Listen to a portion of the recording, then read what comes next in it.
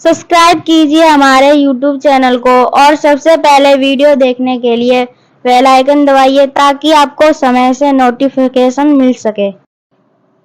नमस्कार प्यारे साथियों, आपका स्वागत है हमारे यूट्यूब चैनल में। और देखिए साथियों, हम आपको करा रहे थे डीएलएड फोर्थ सेमेस्टर के लिए मैथ, और जिसमें मैंने आपको 10 चैप्टर ऑलरेडी करा दिए हैं।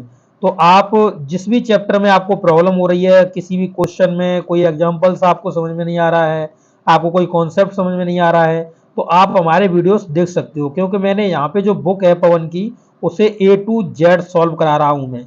यानी शुरू से लेकर एंड तक हर एक पॉइंट को मैंने डिस्कस किया हुआ है। तो आप कहीं भी अटक जाओ, कहीं भी आपको दिक्कत हो, तो आप जरूर से उन वीडियोस को देख लीजिएगा। चैप्टर वाइज आपके वीडियो बने हुए हैं, पूरा प्लेलिस्ट बना के रखा हुआ है। ठीक है, अब आपको क्या करना है, पवन की बुक ले लीजिएगा और उससे अपने चैप्टर्स के क्वेश्चन लगाने का प्रयास करिएगा। और देखिए, क्वेश्चन के साथ साथ ही आपको क्या करना है, एक्सरसाइज में जो दिए गए, जो आपको चैप्टर के में दिए गए आपके एग्जाम्पल्स हैं, उनको अच्छे से पढ़ना है, कॉन्सेप्ट को अच्छे से पढ़ना है, और समझ में ना आए तो वीडियो देख लेना। ओके, इसमें इस वीडियो के अंतर्गत मैं आज आपका 11 चैप्टर स्टार्ट करूंगा, जिसमें मैं अब स्टार्टिंग में इसके पढ़ूंगा सबलम्ब के बारे में, यानी ट्रेपेजियम के बारे में। इसके बाद हम सर्कल के कुछ जो कॉन्सेप्ट हैं उनके बारे में बात करेंगे, और सर्कल के क्वेश्चन भी इसी के अंतर्गत दिए गए हैं, तो सब कुछ बात करेंगे। तो आप वीडियो में अंत तक बने रहिएगा।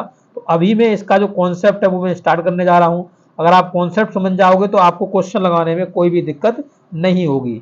मैं सभी लोगों से रिक्वेस्ट करूंगा कि आप इस वीडियो को जरूर से अपने दोस्तों के साथ शेयर कर दीजिएगा, इसको जरूर से लाइक कर दीजिएगा। और मेरी जो वीडियो है वो आपको पर डे 6 PM पर आपको यहाँ पे मिलती है, यानी 6 बजे शाम को मैं वीडियो अपना रिलीज करता हूँ यहाँ से। तो आप उस वीडियो को देख लीजिए करिए, ठीक है। तो चलिए वीडियो को स्टार्ट करते हैं। तो देखिए साथियों, ये आपका चैप्टर नंबर 11 है, और इसमें देख सकते हो हम क्या क्या पढ़ने वाले हैं। हम पढ़ेंगे सबलम्ब के क्षेत्रफल के बारे में, हम पढ़ेंगे वृत्त की परिधि के बारे में, परिधि और व्यास के बीच में जो संबंध होता है उसके बारे में हम इस चैप्टर के अंतर्गत जानकारी लेंगे। तो ये चैप्टर नंबर आपका कौन सा है? चैप्टर नंबर आपका है 11। ओके, इससे पहले चैप्टर 10 तक मैं ऑलरेडी आपको डिस्कस कर चुका हूँ। तो हर एक पॉइंट को मैं आपको यहाँ पे विस्तार में बताऊंगा ताकि आपको कोई भी प्रॉब्लम ना हो। तो आप देख सकते हो पहली जो हेडिंग है इसमें देखिए लिखा हुआ है सामान्यतया दो, देखिए लिखा हुआ है सामान्यतया दो सबलम्ब चतुर्भुजों से मिलकर एक समांतर चतुर्भुज बनता है। तो सबलम्ब चतुर्भुज क्या होता है, समांतर चतुर्भुज क्या होता है, इनके बारे में हम बात करने वाले हैं। तो इस पहले इस लाइन को मैं आपको अच्छे से समझा दूं। जैसे कि मान लीजिए कि आपने दो सबलम्ब चतुर्भुज बनाए, एक ये सबलम्ब चतुर्भुज आपका हो गया, ठीक है, इस तरीके से इसका फिगर होता है। थोड़ा मैं इसे सही से ज्वाइंट कर दूं, देखो इस तरीके से इसका फिगर हो गया, प्लस इसी तरीके से एक और इसका फिगर होगा, जैसे ये आपका, इन दोनों को मिलाकर के जो बनेगा वो बनेगा आपका समांतर चतुर्भुज। क्या बनेगा? एक समांतर चतुर्भुज बनेगा। तो ऐसा आपको पॉइंट देकर पूछ सकता है कि बताइएगा कि दो सबलम्ब चतुर्भुजों को अगर हम मिलाएंगे तो हमें कैसा चतुर्भुज प्राप्त होगा। तो एक समांतर चतुर्भुज प्राप्त होगा।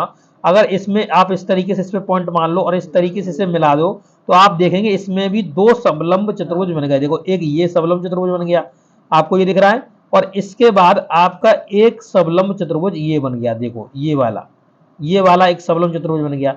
यानी दो सबलम्ब चतुर्भुजों को मिलाकर के आपका एक बन जाता है क्या? समांतर चतुर्भुज। तो समांतर चतुर्भुज के अंतर्गत मैंने दिखा दिया आपको किस तरीके से दो सबलम्ब चतुर्भुज आपके बने हुए हैं, यानी ट्रेपेजियम दो बने हुए हैं। ओके, तो यही पहली हेडिंग है, यही पहली लाइन आपकी कह रही है। इसके बाद ये कह रहा है कि सबलम्ब का क्षेत्रफल। तो क्षेत्रफल के बारे में बात करूं उससे पहले मैं आपके कुछ कॉन्सेप्ट को क्लियर कर दूं। जैसे ये आपका एक सबलम्ब चतुर्भुज में बना रहा हूं, ठीक है, ये मैंने बना दिया आपका एक सबलम्ब चतुर्भुज इस तरीके से, ठीक है, इस तरीके से आपका सबलम्ब चतुर्भुज बना दिया। अब इसमें मैं आपको इसकी प्रॉपर्टीज समझाऊंगा, ठीक है। तो देखिए इसमें मान लीजिए कि हमने माना कि ये ए है, ये बी है, ये सी है और ये डी भुजा है। ओके, तो अब देखिए ये भुजा और ये भुजा दोनों होती है समानांतर भुजा। समानांतर भुजाएं का मतलब क्या होता है? तो देखिए पहले समानांतर लिख लो, ठीक है, समानांतर, ठीक है, ये समांतर हमने लिख दिया, या समानांतर लिख दो, समांतर हमने लिख दिया।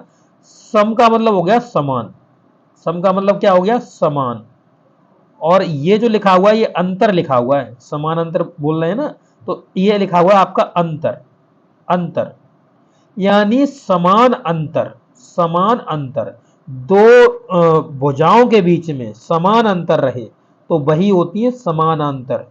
अब जैसे ये देखो, ये जो भुजा जा रही है, ये जो जा रही है भुजा पूरी ये वाली, ये आपको दिख रही है, इसी तरीके से नीचे वाली है। यानी इन दोनों के बीच में अगर आप देखोगे तो इन दोनों के बीच में आपको समान अंतर मिलेगा। यानी यहां से यहां तक की दूरी समान रहेगी, इधर भी ये दूरी समान रहेगी और इधर भी ये दूरी समान रहेगी।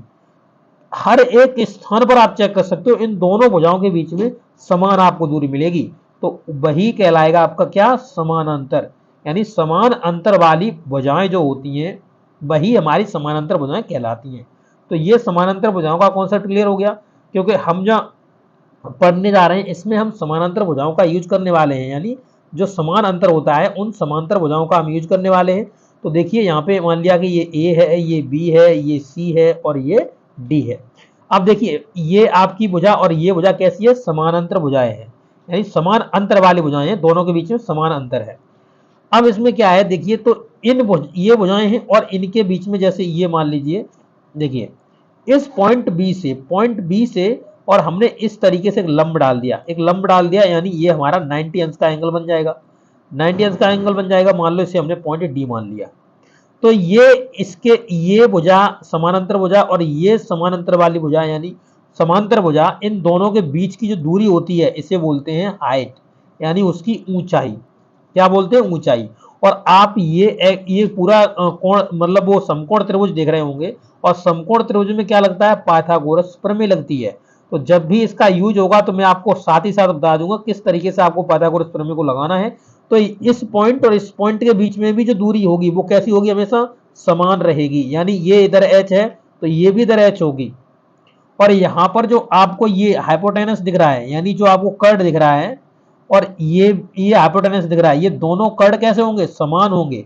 इनकी दूरी भी समान रहेगी हमेशा, समझ रहे हो, इनकी दूरी भी समान रहेगी। और इनके जो बेस हैं, ये जो बेस है और ये जो बेस है, ये भी समान रहेंगे, एक दूसरे के समान रहेंगे। यानी ये भुजा, ये इतनी दूरी की बात कर रहा हूं, ये भी समान रहेगी, ये भी समान रहेगी।